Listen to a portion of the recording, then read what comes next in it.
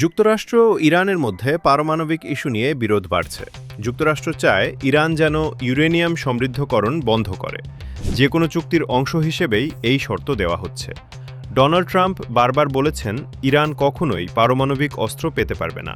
তিনি এটাকে হামলার একটি বড় কারণ হিসেবেও উল্লেখ করেছেন। অন্যদিকে ইরান এই অভিযোগ অস্বীকার করছে। তাদের দাবি, তারা পারমাণবিক অস্ত্র বানাতে চায় না। তাদের কর্মসূচি পুরোপুরি বেসামরিক।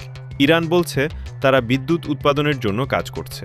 এছাড়া চিকিৎসা ও শিল্প খাতেও এই প্রযুক্তি ব্যবহার করা হয়। সাধারণভাবে বিদ্যুৎ উৎপাদনের জন্য ইউরেনিয়াম সমৃদ্ধ করা হয় ৩ থেকে ৫% পর্যন্ত, কিন্তু পারমাণবিক অস্ত্র বানাতে লাগে প্রায় ৯০% সমৃদ্ধ ইউরেনিয়াম।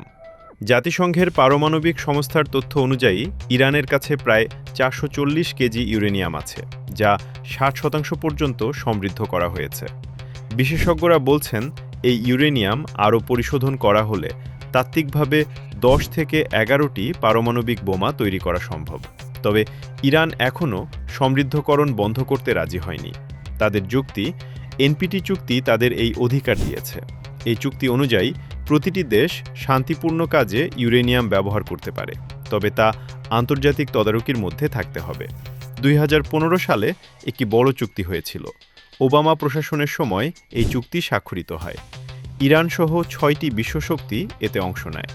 সেই চুক্তিতে ইউরেনিয়াম সমৃদ্ধকরণ সীমা রাখা হয়েছিল ৩.৬৭%। বিনিময়ে ইরানের ওপর থেকে কিছু নিষেধাজ্ঞা তুলে নেওয়া হয়।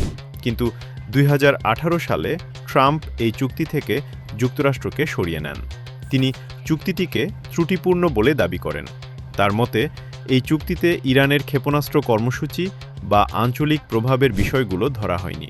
ফলে নতুন করে উত্তেজনা তৈরি হয়েছে যুক্তরাষ্ট্র ও ইরানের মধ্যে।